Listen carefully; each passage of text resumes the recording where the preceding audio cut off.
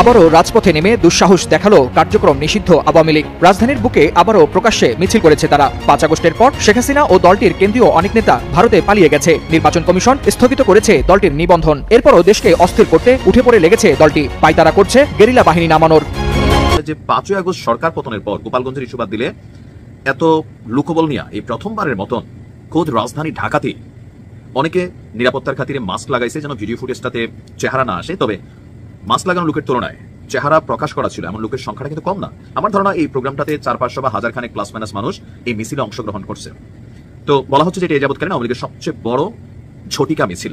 আগামী ফেব্রুয়ারিতে নির্বাচনের ঘোষণা দিয়েছে সরকার, যদিও এখনো নির্বাচনের কোনো আনাগোনা শুরু হয়নি। কিন্তু নির্বাচন কমিশনে শুরু হয়ে গেছে ধাক্কাধাক্কি আর হট্টগোলের ঘটনা। আসন সীমানা পুনর্নির্ধারণের শুনানিতে নির্বাচন কমিশনের ভেতরেই ঘটেছে মারামারি। প্রশ্ন হচ্ছে, ইসির কার্যালয়ে যেখানে নিরাপত্তা নেই সেখানে ভোট কেন্দ্রে নিরাপত্তা দিবে কিভাবে? কিংস পার্টি এনসিপি নেতারা কোমর বেঁধে মাঠে নেমেছে বিএনপির বিরুদ্ধে। এবার খুব তাড়াতাড়ি বাংলাদেশ থেকে পালিয়ে চলে যাচ্ছে ডক্টর মোহাম্মদ ইউনূস। এত হাজার হাজার কোটি টাকা পাচার করছে যে তার কোনো তথ্য দিতে পারতেছে না বাংলাদেশের জনগণের কাছে। বাংলাদেশের জনগণও চায় না ডক্টর মোহাম্মদ ইউনূস আর কিছুদিন ক্ষমতায় থাকুক। কারণ যেটি বলছে নির্বাচন, এই নির্বাচনটি আসলেই কি এই নির্বাচন ডক্টর মোহাম্মদ ইউনূস দিবে? এটা কি সম্ভাব্য? আপনার কি মনে হয়? আমার মনে হয় এই নির্বাচনটি কোনোভাবেই ডক্টর মোহাম্মদ ইউনূস দিতে চায় না। তিনি আরো 5 থেকে 7 বছর ক্ষমতায় বসে থাকতে চান। ক্ষমতার লোভ একটি বিশাল বড় লোভ। তিনি এই লোভটি সামলাতে পারছে না এবং হাজার হাজার কোটি টাকা যেভাবে বিদেশে পাচার করে দিচ্ছেন, তিনি কোনোভাবেই চায় না বাংলাদেশের ক্ষমতা হারাতে। 5 থেকে 7 বছর বাংলাদেশে থেকে আরো হাজার হাজার কোটি টাকা বিদেশে পাচার করতে চায়। এমন পরিস্থিতি হলে বাংলাদেশটাই অন্য কোনো দেশের কাছে বিক্রি করে দিতে পারে, যেটি আমাদের দেশবাসীর কাছে কোনোভাবে কাম্য নয়। তাহলে চলুন আর কথা না বাড়িয়ে আজকের মূল ভিডিওটি শুরু করা যাক। মূল ভিডিওটি শুরু করার আগে ছোট্ট একটি অনুরোধ, আপনি আমাদের চ্যানেলে নতুন হয়ে থাকলে অবশ্যই চ্যানেলটি সাবস্ক্রাইব করে পাশে থাকবেন। আমাদের চ্যানেলে সবসময় নিত্য নতুন লেটেস্ট করা হয়, দেখতে মিস না করলে অবশ্যই চ্যানেলটি সাবস্ক্রাইব করে পাশে থাকবেন। তাহলে চলুন ধারাবাহিকভাবে সম্পূর্ণ ভিডিওটি দেখে আসা যাক। আচ্ছা মোশাররফ, আমি একটা বেশি জোরে কথা বলতে পারি। কথা বলবেন না। আমার দলের লোকজন বাইরে আসছেন, এখানে এসে মারার চেষ্টা করছেন। আমার পিটাবে, প্রয়োজনে পিটাবে তো। আমার পিটাবে, প্রয়োজনে পিটাবে, আমার পিটাবে। এইগুলাই করবেন আপনারা। প্রয়োজনে পিটাবে তো। প্রয়োজনে পিটাবে। আপনার দলের হামিদ সাহেব বলে মাইরে ঠ্যাং ভেঙে দিয়ে ওনার নামে বিচার দিতে। আপনি এখন এখানে বসে টক শো করছেন, আমার পিটাবে। কেন পিটাবে? প্রয়োজনে পিটাবে। এই অধিকার দিয়েছে। এই দেখুন প্লিজ আপনারা কি করে কি আসি না। আপনি থামুন মোশাররফ ভাই। আপনি সমঝোতা করেন। ডিসি নিউকে 300 টাকার বাণিজ্য, এনসিপি টানবির 400 কোটি টাকার বাণিজ্য, এনসিপির এই যে কি নাম সজীব ভুইয়া তার 311 কোটি টাকা, তারপরে এই যে উপদেষ্টা আসিফ মাহমুদ সজীব ভুইয়া 311 কোটি টাকার বাণিজ্য, নাহিদ এনসিপির যে আহ্বায়ক নাহিদের 150 কোটি টাকার বাণিজ্য নগদ থেকে। নগদে এখনো কি তার কেস বসে? একজন একটা জিনিস তার পজিশন অনুযায়ী সে পায়, দরখাস্ত করেছে, পায়নি, সুবিধাভোগী হলো কিভাবে? রুমিন ফারহানা আওয়ামী লীগের কিভাবে সুবিধাভোগী? আমি 15 বছরে বলতে চাই, 15 বছরে একটা সুবিধা বলতে আপনি যারা ইলেকশন করতে আমার কথা সময় আপনার কথা সময় একটা কথা বলি না। আপনি প্রশ্ন করেছেন, আমি একটা কথা বলি না। আপনার কথা থামাতে বলবেন। আমার দলের লোকজন বাইরে আসছেন, এখানে এসে মারার চেষ্টা করছেন। আমার পিটাবে, আমার পিটাবে, এগুলাই করেন আপনারা। শুনে জামাত ইসলামের একটি বড় ভূমিকা থাকবে, এটি আমার গণনা ভিত্তিক কথা। বিগত বছরগুলির চাইতেই এবছর জামাত অনেক বেশি ভোট পাবেন, কোনো সন্দেহ নেই। একটি ধারণার কথা বলছি, গণনার কথা বলছি। আওয়ামী লীগ 26 সালের নির্বাচনে দাঁড়াতে পারবেন কিনা এটি নিয়ে কিছু সংশয় রয়েছে। যদিও সরকারিভাবে আওয়ামী লীগ রাজনৈতিক দল হিসাবে নিষিদ্ধ হননি, কিন্তু তাদের কার্যকলাপ নিষিদ্ধ হয়েছে। নির্বাচন কমিশনের যে সনদ নিবন্ধন রয়েছে সেটি স্থগিত করা হয়েছে।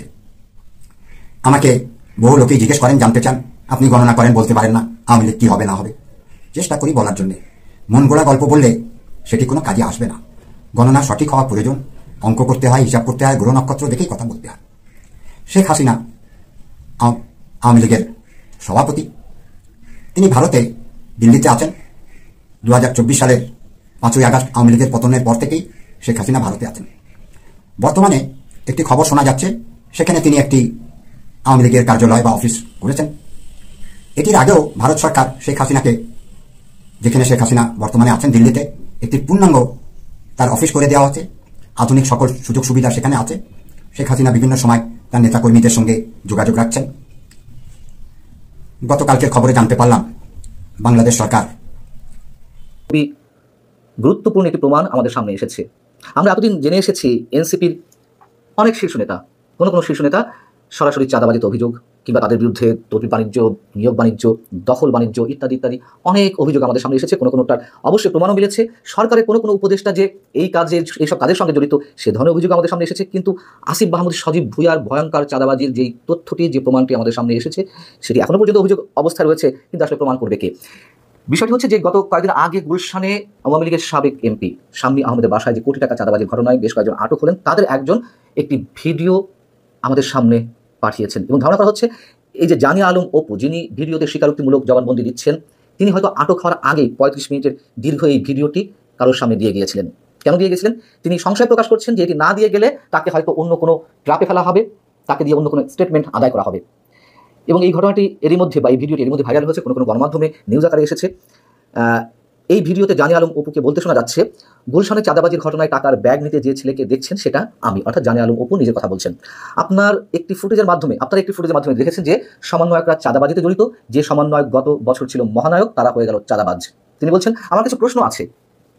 আপনারা কি জানেন ওই দিন ভোর 5টায় ওই জোনের ডিসি এসিকে অবগত করে একদম অফিসিয়াল প্রসেসে পুলিশকে সঙ্গে নিয়ে শাম্মীর সেই বাসায় আমরা অভিযান চালাই? কি ভয়ঙ্কর কথা! যদি সত্য হয়ে থাকে তার এই বক্তব্যগুলো, যে পুলিশকে অবগত করে চাঁদাবাজি করতে গেছে। অবস্থায় থাকা অন্তর্বর্তী সরকারের অধীনে নির্বাচনের সম্ভাবনা পরিণত হচ্ছে মাকাল ফলে। প্রশ্ন হলো, কি করে কাটবে এই অচলাবস্থা? নির্বাচনের স্বপ্নে বিভোর, বিএনপির কণ্ঠেও শোনা যাচ্ছে হতাশা। এমন অবস্থা শুরু হওয়া কিভাবে হবে সেটি হয়ে উঠেছে সবচেয়ে বড় প্রশ্ন নিয়েছে নির্বাচন কমিশন। তবে এ নিয়ে জমা হওয়া আপত্তি শুনানিতে বেঁধে গেছে গন্ডগোল। ব্রাহ্মণবাড়িয়ার 2টি আসনের সীমানার জটিলতা নিয়ে শুনানিতে প্রধান নির্বাচন কমিশনের সামনেই ধাক্কাধাক্কি, হাতাহাতি, কিল ঘুষির ঘটনা ঘটে। আগারগাঁও নির্বাচন কমিশনে 24শে আগস্ট এই ঘটনার জন্য দুই পক্ষই দায়ী করছে পরস্পরকে।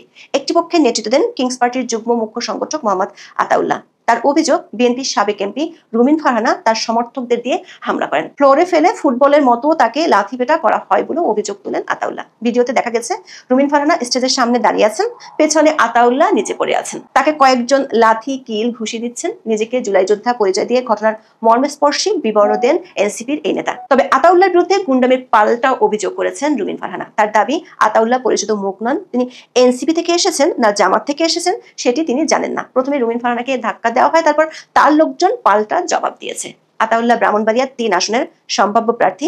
বিএনপি নেতা খালেদ হোসেন মাহবুব শ্যামলের পক্ষে ইসি ভবনে যান বলেও অভিযোগ করেছেন রুমিন ফারহানা। বলেন, আওয়ামী লীগের 15 বছর শাসনামলে যা ঘটেনি ইসি ভবনে এবার তার সঙ্গে সেটাই ঘটেছে। যে বিএনপি নেতাকর্মীদের অধিকারের দাবিতে তিনি সোচ্চার ছিলেন, তারাই তাকে ধাক্কা দিয়েছে। নির্বাচনের 6 মাস আগে এমন ঘটনা ঘটলে ভোটের সময় কি হবে তা নিয়ে উদ্বেগ জানান রুমিন। তার এই বক্তব্য থেকে উঠে এসেছে মাঠের বাস্তব পরিস্থিতির ভয়াবহ ইঙ্গিত। প্রধান নির্বাচন কমিশনার যেখানে নিজ কার্যালয়ে সহিংসতা নিয়ন্ত্রণ করতে পারছেন না, তিনি কিভাবে সারা দেশে নির্বাচনের মাঠ শান্ত রাখবেন তা নিয়ে উঠেছে প্রশ্ন। দর্শক, নির্বাচন কমিশনের সংঘাতের ঘটনায় এনসিপি বিএনপি বিরোধ শুধু সামনে আসেনি, বিএনপির ভেতরের চরম বিশৃঙ্খলাও বেরিয়ে এসেছে। নির্বাচনের সময় যত ঘনিয়ে আসবে এই অবস্থা আরো দেখা যাবে, আর সেটি নিয়ন্ত্রণের কোনো সক্ষমতাই নেই নির্বাচন কমিশন, এমনকি সরকারেরও। ফলে ফেব্রুয়ারিতে নির্বাচন পরিণত হতে যাচ্ছে অধরা এক মরীচিকায়। নির্বাচন কমিশনের ঘটনায় তাৎক্ষণিক হুমকি দিতে দেরি করেননি এনসিপি নেতারা। অতীতে রাজুতিয়ায় ডাক দিয়ে মবের সূচনা করার সার্জিস আলম বিএনপিকে দেখে নেয়ার হুঁশিয়ারি দিয়ে ফেলেছেন। ফেসবুকে তিনি লেখেন, বিএনপি কি আওয়ামী লীগের চরিত্রে ফিরতে চায়? জোর যার মুল্লুক তার বানাতে চাই, এই সুযোগ আর দেওয়া হবে না। তবে বিএনপি নেতার পক্ষে এনসিপির আতাউল্লাহ কেন ইসি কার্যালয়ে পেশি শক্তি দেখাতে গেলেন সে ব্যাখ্যা দেননি সার্জিস। কিংস পার্টি অবশ্য ব্যাখ্যা দেওয়ার কোনো প্রয়োজনও পড়ে না। জন্মের পর থেকে